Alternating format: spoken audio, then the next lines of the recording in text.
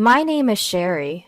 I am thrilled to be opening my own coffee shop. My husband Ken left his job at a restaurant to join me.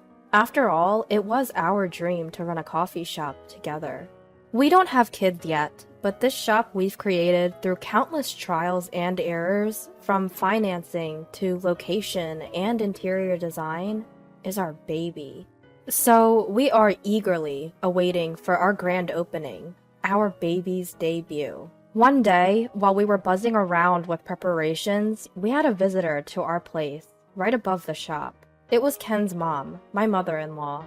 She's a laid-back person, accepting of our venture. I admire her calm character and kindness so much. I hope to be such a mother-in-law when I have my own daughter-in-law. It's still a few days early for our grand opening celebration, but she arrived with an enormous load of luggage. Surprised, Ken and I asked what happened. Then she said, "I've been kicked out of Joe's house." Just as she said, she'd been kicked out of the apartment she shared with my brother-in-law and had nowhere else to stay. I knew this would be a busy time for you guys, but... She looked apologetic. Her nonchalant attitude only made it harder for me. But Ken and I, we were both furious, not at her, but at my brother-in-law. Ken immediately called him. "Joe, Mom showed up alone at our place, saying she's been kicked out. What's going on?" Joe, remorseful yet firm, told us, "We just can't live together. My wife and I are also swamped, starting a new business, and we don't have time to take care of Mom, who's becoming forgetful. Could you guys take care of her for a while? Once we're settled, we'll come to get her." Though it served his interests, we couldn't trust his words. Joe had reluctantly cared for our mother-in-law just because he was the older brother. Joe's wife wasn't very caring either. They must be having a blast after kicking her out. So I thought of a way to prevent our kind mother-in-law from feeling lonely or pitiful. "Okay, if that's what you say, Joe. Mother-in-law, you can live with us." There was no other choice. Their father had already passed away, and there were only 2 brothers, so there was no one else to take care for her. I feel a bit imposed upon, but my mother-in-law is family to me too. I can't just not take care of her, especially since she's so kind and I love her dearly. "If you're fine with it, then I want her to stay with us too." Ken also seems optimistic. Apparently, Ken was always a mama's boy, so it may actually be a good thing for him to have his mother close by. "Well, thanks, Ken, Sherry. I'll have to think about how I can repay you." My mother-in-law seems to understand the situation, or maybe she doesn't. She just responds casually. "How about I make dinner every day?" "Oh, but you two are running a restaurant, so there's no need for me to cook, right?" I think helping your family is a given. But if she wants to repay us, Ken and I thought about having her help at the store sometimes. "Mother-in-law, if you'd like, could you help out at the shop sometimes? Chatting with customers, making desserts, spending time like that might be enjoyable." "Well, if it helps you two, I'd like to do anything." Mother-in-law happily agreed. If she considers it as one of the household chores, she'll probably get used to cooking quickly. Anticipating that, Ken and I talked about having her help with mainly cooking. With the conversation going in that direction, we decided to show her with the store downstairs. After we went down the stairs and showed her around the ground floor cafe and introduced the opening menu, my usually slow-paced mother-in-law suddenly became clear and assertive. "Ken, Sherry, this shop won't be popular as it is. It's still not too late to prepare, so start now." Ken and I were astounded at the confidence out-of-the-blue ideas our mother-in-law proposed. For example, given the current retro trend, even a newly built store should have old-fashioned interior and background music. The menu should include items that mother-in-law used to eat when she was young, to not only attract young people riding the retro wave, but also to appeal to older customers. Moreover, since the number of candy shops in our town is decreasing, we should set up a corner for candies, allowing buyers to eat inside the store, and would attract families with children. All her ideas were innovative and in line with the town's needs. They were so spot on that we had to agree, and under the direction of our mother-in-law, we immediately began preparing. After our mother-in-law started living with us, our long-desired store opened a few days later, and a month has passed since then. If the store had no future, the number of customers would significantly decrease after a month, but we don't have that worry with our store. We get so many customers every day that there's a line. All this is thanks to our mother-in-law. Sherry, the sandwich for table 3 is ready. Please bring it over. Yes, coming right now. Though I'm busy, each day is fulfilling. It might have been a real blessing that my mother-in-law decided to barge into our lives at that time. But one day, an intruder would disrupt our busy yet enjoyable days. It was my brother-in-law and his wife. We live in the same town, you know. We've heard the rumors. Your business seems to be flourishing. And isn't it true that Mom is being called the beloved granny of the store? My brother-in-law, with a sarcastic look on his face, glanced around the cafe and said this. Actually, we're thinking of starting our own shop too.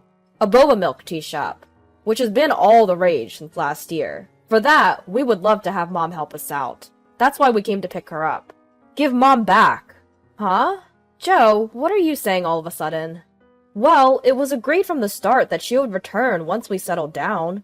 Now it's time. Come on, give Mom back. You guys have had enough of your good fortune, haven't you? It's our turn now.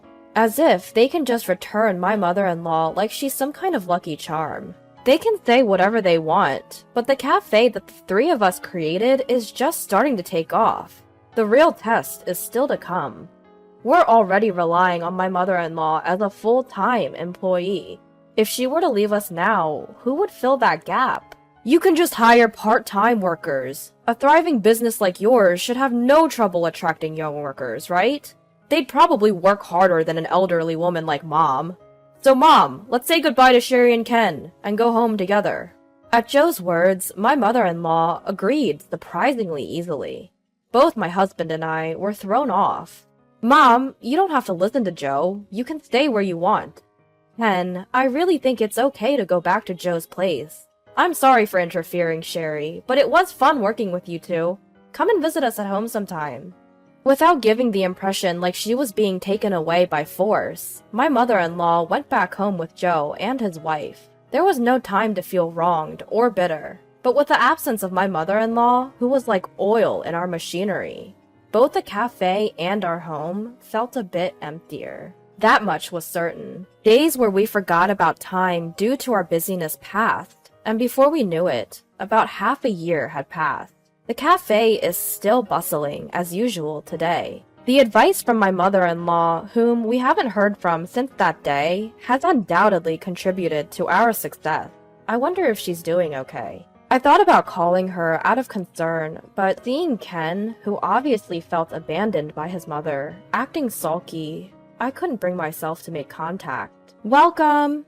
The atmosphere at home isn't great, but the store opens today as always, and we have customers coming in. And on that day, it was not a customer who opened the door of the shop, but my mother-in-law, her usual serene expression on her face. Sherry, Ken, I've missed you.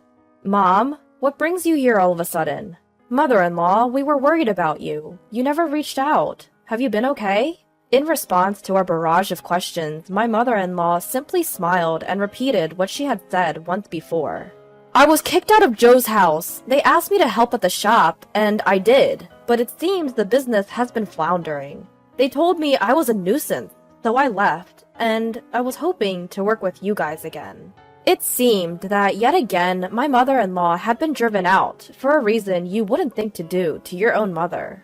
Ken and I began to plot our revenge on Joe, but it turned out there was no need. Joe showed up on his own, looking utterly worn out. Mom, why do you keep disappearing without a word? Both me and her are struggling without you.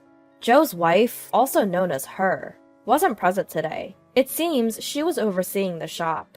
Joe, don't make it sound like it's my fault. You guys said you wanted to cut labor costs. So I, being your family, decided to leave first. I then understood what she meant by being kicked out. If they wanted to cut labor costs, they'd first dismiss the ones who could easily be let go. Or my mother-in-law, who was at an age where she technically didn't need to work. That was not about you, Mom, but the part-timers, the students. We never said a word about you. Moreover, I don't want to be in your shop anymore. I don't want to jump into a sinking ship. If they asked me to finance a failing shop using my savings and pension, it'd be unbearable. Don't be like that. Come back to the shop and give us advice like you did to Ken. Didn't you say that even an old woman like you could give advice on managing the shop, and that Ken and his team were very kind? We also want advice from you. It's not a big deal. No way. I helped Ken and his team because they wanted to create a coffee shop like the one I worked at when I was young. A place where the local people can relax. You're only interested in your own profits and short-term gains. That's not true. I also opened a store to sell trending desserts for the revitalization of our community. Is that really so? Young people's trends change so quickly. You're not capable of adapting to such volatile changes because you're a business novice. Besides, even if it's trendy, young people are very observant of adults, and they'll naturally migrate to a better shop. Your shop might be novel and shiny, but the staff training isn't up to the mark. And customers don't seem comfortable there either. Just because you have experience working in a finance department and are good with numbers, it doesn't mean you can run a business well. It's pathetic. It's clear that the staff are blindly led too. With a sigh, my mother-in-law continued to speak with a sorrowful expression, as if lamenting her own son. In a small-town diner like this, you can't just mindlessly sell what's trendy among young folks. You failed to cater to customers' needs. You couldn't captivate their hearts.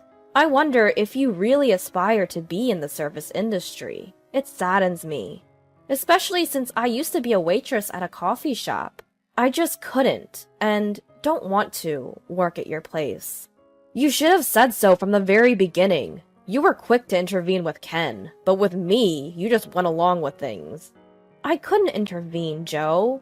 Your shop is targeting young people from the start, and there's nothing I, an old lady, can make suggestions on. I don't fully understand young people's trends because of my age. I'm just an old woman who used to be a waitress. I can't live up to high expectations. Now please, stop making a scene in Ken's shop. You should go back to your place and deal with your finances. Joe, feeling belittled by his mother, finally blew up. Enough! Let's go home! If you say you only knew about coffee shops, I'll change my business and make it a coffee shop. You can give me advice like you did for Ken and make me a lot of money. Joe tried to grab his mother's arm and pull her away. Ken and I stepped in, restraining Joe. It wasn't just Ken. I had also lost patience. Listening to the conversation, I had been holding back words I'd long wanted to say. There's no way someone who can't even care for his own mother can consider the needs of complete strangers. You can go home on your own. And don't come to see your mother again. She is a coworker to us, not a tool for you to make money. My husband threatened to call the police if he caused any more trouble. And with that, Joe finally left. After that, Joe and his wife, who treated my mother-in-law terribly, predictably failed in their business and ended up filing for bankruptcy. On top of that, they were sued by their part-time workers for harassment and unpaid wages, resulting in having to pay a hefty compensation. Joe and his wife got divorced, and he was also sued for alimony, ending up in layers of debt. Joe, who had treated his own mother so horribly, couldn't rely on his family anymore. He would have to live and work alone, slowly paying off his debt. We heard about Joe's situation through a relative, but my mother-in-law didn't seem to care, showing no intention of throwing him a lifeline. I don't have time to worry about him. I'm going to be a grandma. I'm looking forward to taking care of my grandchild.